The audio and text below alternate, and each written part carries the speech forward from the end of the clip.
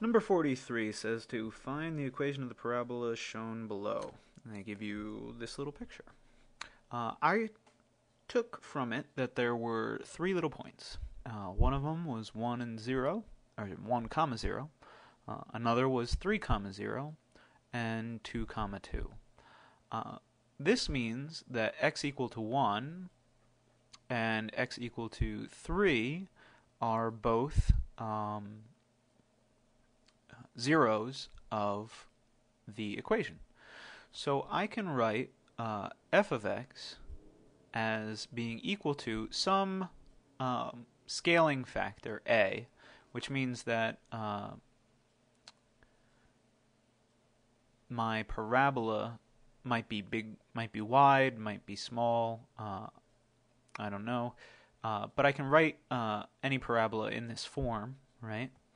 And furthermore, the zeros of my function, when I multiply them together, will give me out the function itself. So I know that the function is in this form. F of x times some scaling factor times my zeros.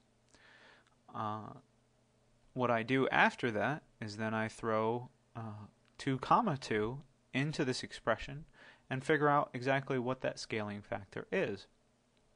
So f of 2 is equal to 2 is equal to whatever a is times x when it is equal to 2. Right? So 2 minus 1 is 1. 2 minus 3 is negative 1. So I have negative 1 times a. So negative a is equal to 2. Therefore, a is equal to negative 2. So my final expression is negative 2 times x minus 1 times x minus 3. Let me erase that so you can see it. When I expand these functions out, I get negative 2x squared plus 8x minus 6. Okay.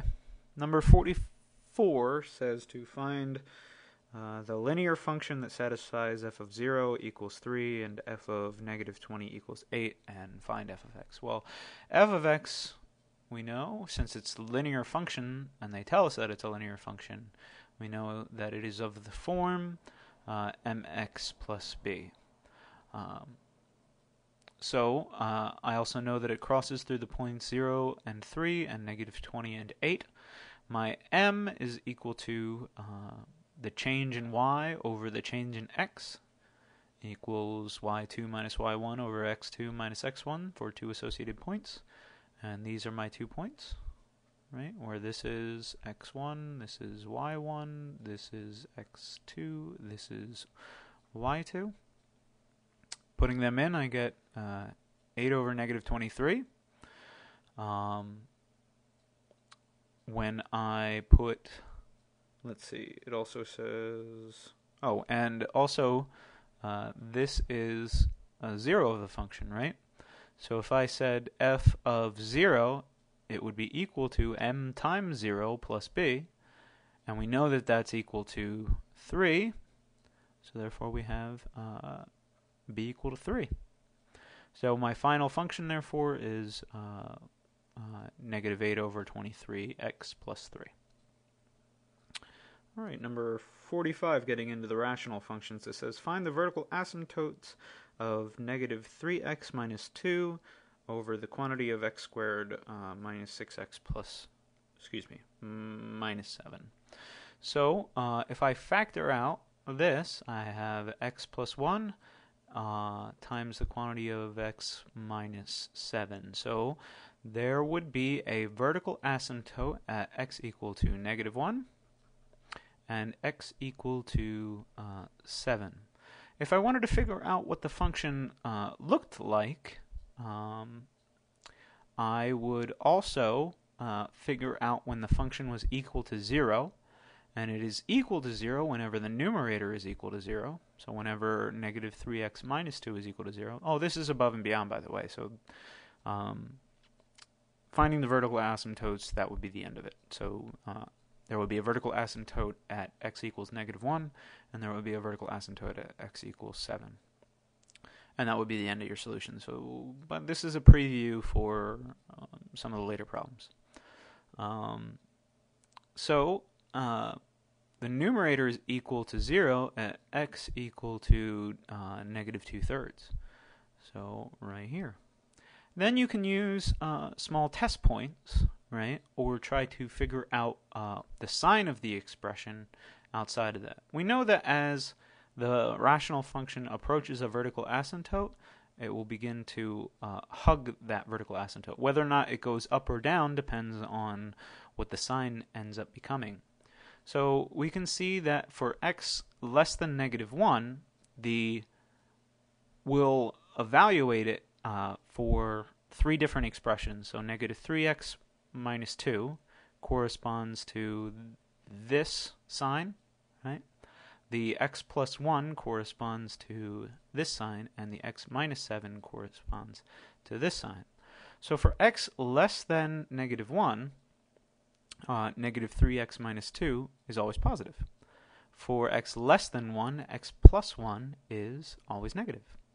And x minus 7 is always negative. So that's clear. So let's take a look at x minus 7. So if x is -1, I start off at -1 or -2 or something less than -1, and then I subtract another 7, so therefore it would be always negative. Between this vertical asymptote and this 0, the function will always be negative because the corresponding quantities are positive, positive, and negative. So if I take a positive, divide it by a positive times a negative, I'm always going to get out a negative. So I know that my function will go down between this vertical asymptote and this 0. Between this 0 and the next vertical asymptote, my functions have signs that are positive. So I know that it's probably going to go up. I don't know exactly what the values of the function will be at each x value, but I know that it's going to somehow go from the 0, and then it's going to go up and hug that vertical asymptote. So it lets me draw what it looks like approximately. Then finally, I have to the right of x equal to 7, that vertical asymptote, the signs look like this. I have a negative and a positive and a positive. So my function will, as it approaches this way, it will go down. Right? As it goes off to infinity, the denominator, since it's a square power on the bottom, will get bigger and bigger. So it will become smaller in magnitude, and it will always be negative. So it will try to hug the x-axis as it goes that way. So number 46. Number 46 says to let y equal to 4x plus 23 over x squared plus 9x plus 14 be some rational function, and find 2 rational functions, a sub 1 over x plus b sub 1 and a sub 2 over x plus b sub 2, such that y is equal to a sub 1 plus is equal to the sum of those 2 rational functions that you find. Okay. What you can do is you can factor the denominator. And if I factor x squared plus 9x plus 14, I get x plus 7 times x plus 2. Similar to what we had seen before, where we were in problem number, hold on, let me pause this. Here it is in problem number 34. We're taking the reverse approach in problem number 4. We start off with 2 functions that are known already that equal a more complicated rational expression, right? And we're trying to find when it's equal there, right? So we're trying to decompose some function that we start off with here into 2 functions that look something like this. So, back in our problem, in number 46, it's going to look very similar. right? So we have x plus b1 and x plus b2. Well, it turns out that the b1 and the b2 will be equal to the factorization of our denominator. So I kind of show you that right there. And then we just have to find these constant numerator terms. This is called a process of called partial fractions, which is very useful later. Okay, let's see. All right, so to find this A1 and this A2, what we have to do is first get rid of all of these fractional quantities. The way that we do that is just multiply x plus 7, like very similar to what we did in problem number 34, is multiply the top and the bottom. Sorry, that's not so looks so great because I didn't use my pen. We multiply by x plus 7 and x plus 2 on the one side, and to the whole quantity on the other side, we do the same thing. X plus 7 times x plus 2. On this side, it cancels completely and just leaves me with 4x plus 23. On this side, the x plus 7 cancels in the first quantity, leaving x plus 2 in the numerator. And in the second term, the x plus 2 cancels and leaves the x plus 7. Okay, so then this leaves me with 4x plus 23 is equal to a1 times x plus 2 plus a2 times x plus 7. Now this would be true no matter what the value of x was. So we can use that to our advantage by trying to get rid of either one of the a1 term or the a2 term. So if we plug in, for example, a value of x equal to -2, this whole expression would still be true, but since I plug in a -2, I have -2 plus 2, which is 0, and this term vanishes, and I'm left with -2 plus 7, which is 5, a sub 2, and -2 times 4, which is -8 plus 23. And this is an equation only in one variable of a2, so I can solve for a2, and it shows me that a2 is equal to 3. For x equal to -7, we can get out the other constant that we're trying to find, this a2 term, right?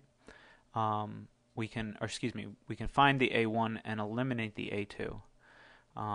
If I choose x equal to -7, because when I put in -7 plus 7, that becomes 0, and this term vanishes from my equation. Then -7 plus 2 is -5. -7 times 4 is -28 plus 23, and that's -5, and therefore a is equal to 1. So then this rational function can be decomposed into two very simpler rational functions, 1 over x plus 7 plus 3 over x plus 2. And this is very useful later, mostly because these two functions are much simpler. Alright, we'll go on to number 47 in the next video.